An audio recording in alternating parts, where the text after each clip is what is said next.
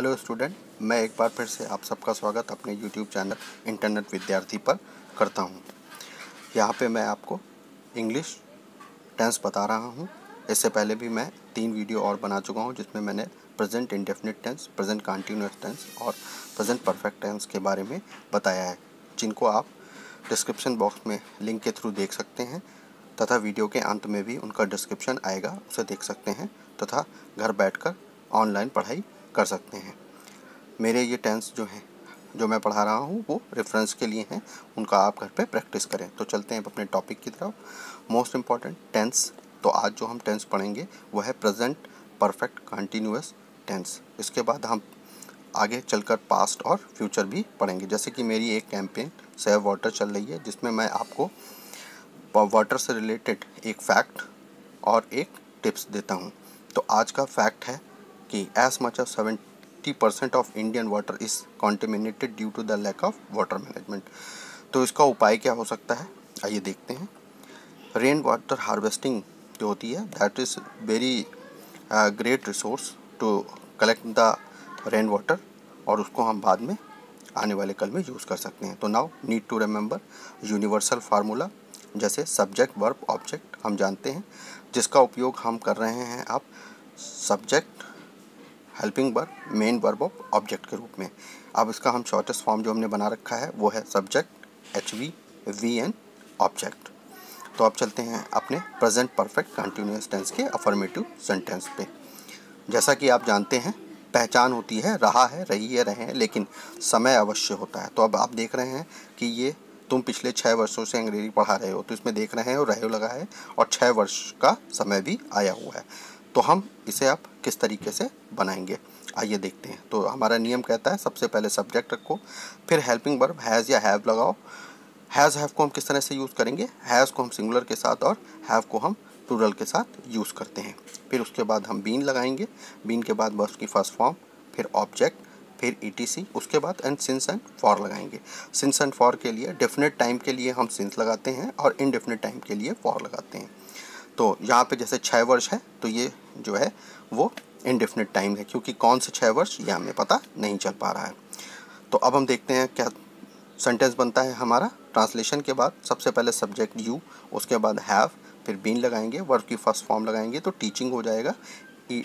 उसके बाद English, since for में फॉर आ जाएगा। द लास्ट 6 ईयर्स, तो हमारा जो सेंटेंस बन के आता है you have been teaching English for the last 6 years, sentence बन के आ जाता है। तो इस तरीके से हम प्रेजेंट परफेक्ट कंटिन्यूअस टेंस को करेंगे। अब हम प्रेजेंट परफेक्ट कंटिन्यूअस टेंस के इंगेटिव सेंटेंस में आ जाते हैं। तो हम देखते हैं पहचान वही रहती है, रहा रही रहे, लेकिन समय ज़रूर होगा, जिसका आपको विशेष ध्यान रखना है।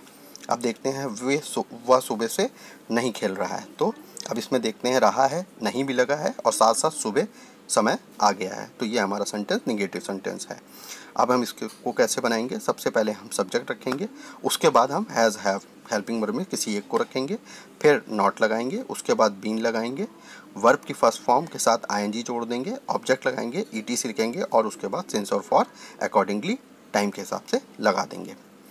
तो अब हम देखते हैं कि हमारा सेंटेंस किस तरीके का बनता है। तो हमारा ट्रांसलेशन होके आया है, सब्जेक्ट ही हो गया है, सिंगुलर नंबर है तो हैज़ आ जाएगा, उसके बाद नॉट, उसके बाद बीन, उसके बाद प्ले के साथ ING जोड़ के प्लेइंग, फिर ऑब्जेक्ट नहीं है तो कोई दिक्कत नहीं है, उसके बाद हम छोड़कर सिंस और फॉर। तो क्योंकि यहाँ पे मॉर्निंग एक डेफिनेट टाइम है तो हम फॉर सिंस लगा कर मॉर्निंग लगा देंगे। तो हमारा सेंटेंस बनेगा he has not been playing since morning.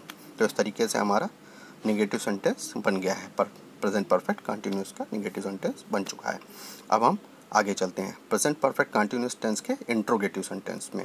जैसा कि आप जानते हैं इंट्रोगेटिव सेंटेंस को प्रश्नवाचक कहते हैं। पहचान सेम रहेगी, तो इसमें रहा है पहचान मिल गई, 2 वर्ष मिल गए।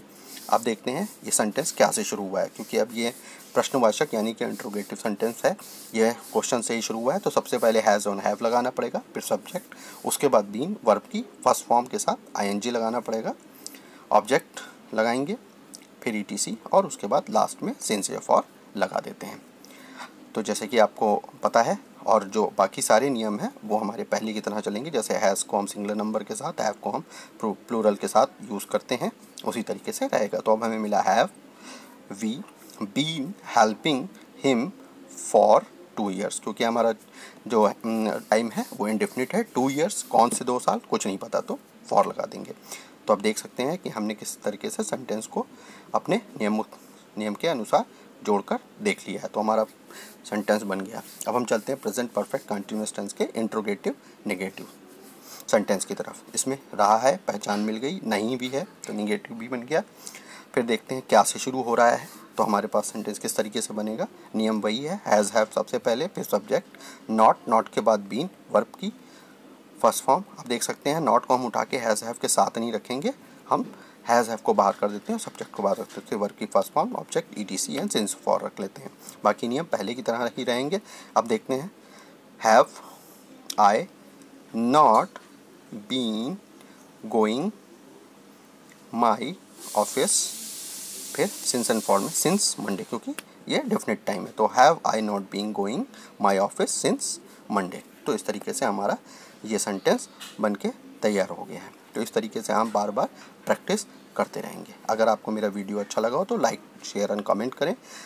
चैनल को सब्सक्राइब ज़रूर कर लें और नोटिफिकेशन बेल को दबा दें, जिससे आने वाली अपडेट भी आपको मिलती रहें। उससे ज़्यादा ज़रूरी बात कि आप जो है do practice at home as practice make a man perfect. आज मैं आपको बताता हूँ कैसे आप प्रैक्टिस कर सकते हैं घर पे। जैसे मान लीजिए प्रेजेंट इंडेफिनिट की प्रैक्टिस करनी है, तो हमने एक सेंटेंस सोचा, जो भी वर्ब आपको आते हैं उसको सोच सकते हैं। जैसे मैंने सोचा ईट, मैं खाना खाता हूँ, तो मैं खाना खाता हूँ तो मैं बनाऊँगा आई ईट फूड। उसके बाद मैं खाना नहीं खाता हूँ तो I do not eat food. क्या मैं खाना खाता हूँ, डू आई ईट फूड। क्या मैं खाना नहीं खाता हूँ, do I not eat food. इसी तरीके से हम अगर प्रेजेंट कंटिन्यूअस पे जाते हैं, तुम दौड़ रहे हो, यू आर रनिंग। तुम नहीं दौड़ रहे हो, you are not running, are you running. क्या तुम दौड़ रहे हो, क्या तुम नहीं दौड़ रहे हो, आर यू नॉट रनिंग। इस तरीके से आप सोच कर सकते हैं। इसमें हिंदी लिखने की ज़रूरत नहीं है, सिर्फ आप सोचिए और लिखिए। तो जैसे वो गया, ही हैज़ गॉन। वो नहीं गया, ही हैज़ नॉट गॉन। क्या वो गया, हैज़ ही गॉन। क्या वो नहीं गया, हैज़ ही नॉट गॉन। इस तरीके से आप बहुत आसानी से प्रैक्टिस कर सकते हैं। अच्छा, अभी तक के मैं ईटीसी एक्सेट्रा वगैरह वगैरह बार बार बोलता रहता हूँ, तो उसको कैसे आप देखेंगे। तो जैसे मैंने एक सेंटेंस लिया है, मैं सुबह से अकेला बाग में टहल रहा हूँ। तो अगर मैं इसको ट्रांसलेट करता हूँ तो देखिए किस तरीके होता है। सब्जेक्ट आई का हो गया, हेल्पिंग वर्ब हैव हो गई, हमने बीन लगा लिया, वॉक के साथ आईएनजी जोड़ा तो वॉकिंग बन गया, फिर इन द गार्डन। अब ये तो ऑब्जेक्ट हो गया। इसके बाद जो बचा है वो ईटीसी है। तो ईटीसी के लिए क्या बचा, देखा, जैसे अकेला, अकेले के लिए हमने लोनली लिखा, ये ईटीसी होता है। अगर कुछ भी हमारे सेंटेंस के अंदर आप देखते हैं कि पूरे फार्मूले को लगाने के बाद कुछ बच जाता है, तो उसको हम ईटीसी कहते हैं। अच्छा, क्योंकि इसमें समय आया है सुबह से, तो अब हमें सिंस और फॉर का यूज़ भी यहाँ करना पड़ेगा, क्योंकि डेफिनेट टाइम है। तो हम लिखेंगे सिंस मॉर्निंग। तो हमारा सेंटेंस बन जाएगा, I have been walking in the